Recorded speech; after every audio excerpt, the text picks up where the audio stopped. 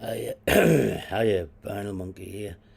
Um, well, this is just a brief video, really by way of an apology, because there's going to be no top 10 issued this week, and possibly even next week, because the Vinyl Monkey has contracted the coronavirus. And I'm on the mend now, I think, but I've been laid low for a week or so, and despite having two jabs and trying to be careful and all the rest of it, someone managed to contract this thing just about 2 years into this pandemic, in it. Yeah, a bit of a chew on, but as I say, hopefully on the mend now, and I'm banished down here in quarantine and isolation down at my caravan in the middle of nowhere in North Yorkshire, and away from the vinyl collection. And I've got a few CDs here and a few DVDs and books and things, but I was hoping to do my top 10 Van Morrison albums next, but that is going to be a mammoth task here, because Van Morrison's body of work is so huge. 42 studio albums alone, without the live ones or anything else. And also because I'm probably so personally invested in the work of Van Morrison that I'll find it tortuous arguing with myself and debating with myself which and why and how I'm going to arrange this top 10. So maybe when I do get back to it, I'll pick an easier one, or an easy one for me. But anyway, so there's going to be no video this week. I was just flagging this up. I mean, I can briefly share some of the sort of reading and watching I've been doing this week. I've got it all on this coffee table in front of me. I've been reading. I've nearly finished. Sorry again about the backwards nonsense, but this is the philosophy of Samuel Beckett, which is, it's a great book. This actually, by John Calder. I mean, Beckett.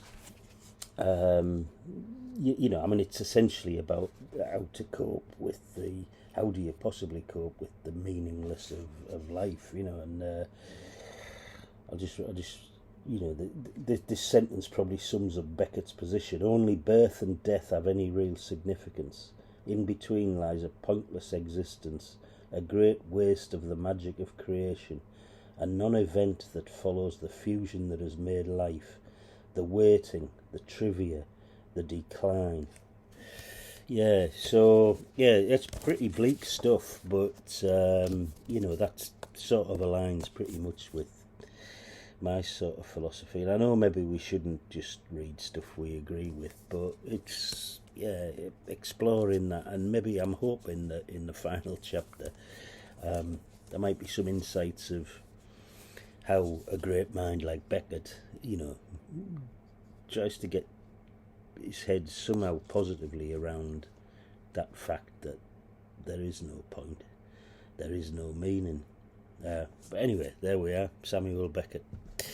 I've also returned to the theory of relativity. This is relativity for the layman.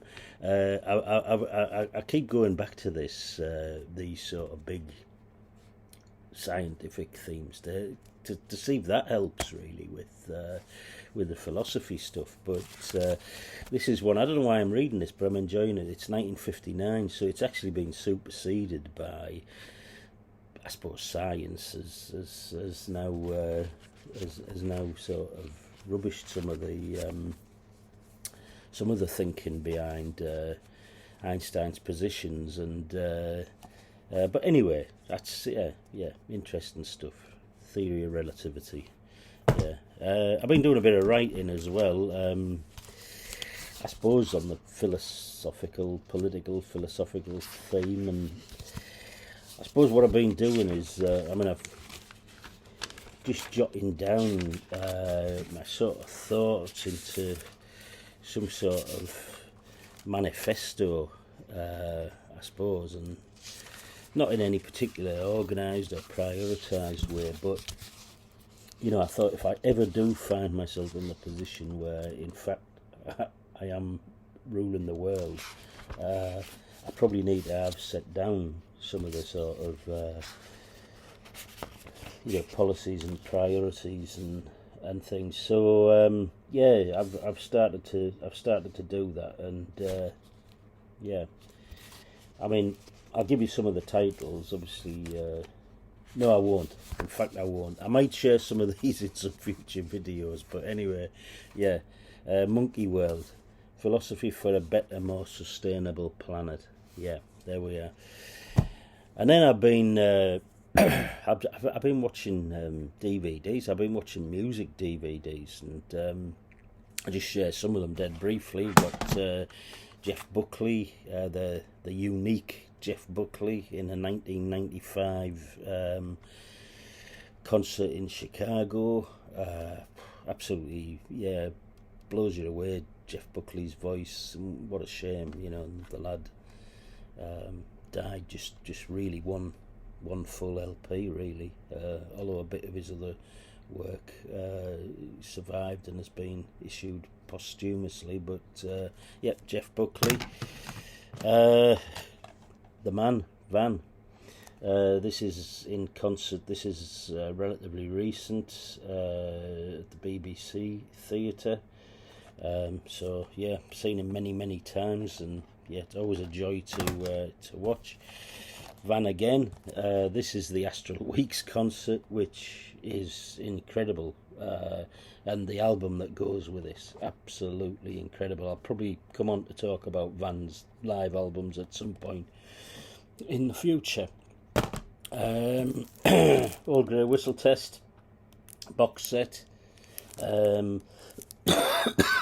Yeah, brilliant. Just clips from the Old Grey Whistle Test, mainly from the 70s and up to the early 80s, but absolutely superb. Oh, bloody hell, Van Morrison again. Yeah, this is a bit earlier, from the early 2000s. But yeah, can never have too much Van Morrison. Van does appear in this one as well, but this is an absolutely stunning film, The Last Waltz, Martin Scorsese's film of the band's last concert. If any of you out there haven't seen this, I mean, look this one up. It is just absolutely stunning, beautifully shot. It's a beautiful sort of film documentary, and the music is absolutely fantastic. So that's, yeah, The Last Waltz. Christy Moore with Declan Sinnott live in Dublin. Beautiful. I've seen him performing with Declan Sinnott a couple of times, and yeah, that's just absolutely beautiful. Billy Bragg with Wilco.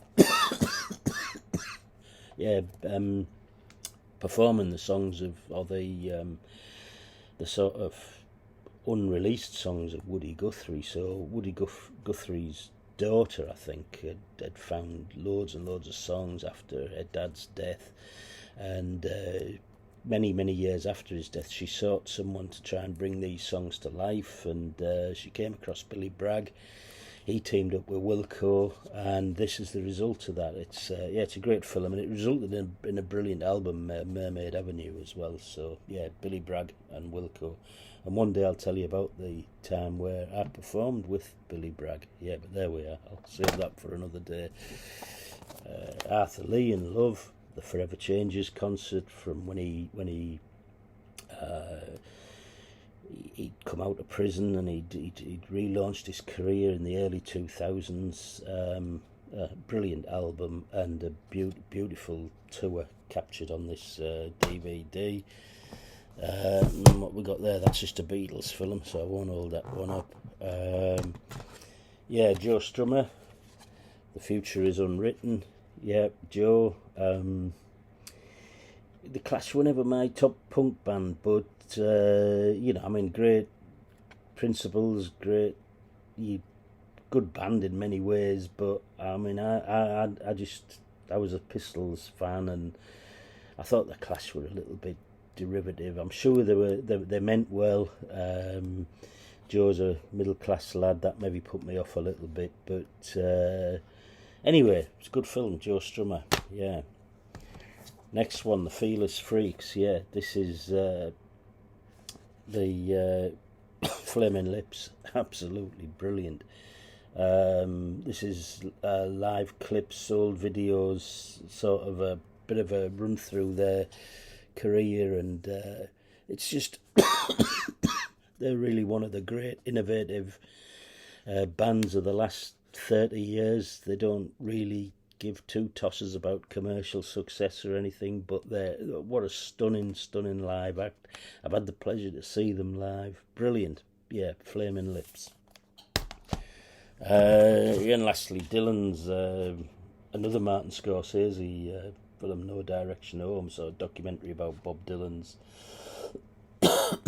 early career. But so I've got plenty of material. Oh, and the last one, I've just actually turned it off here and finished watching it again.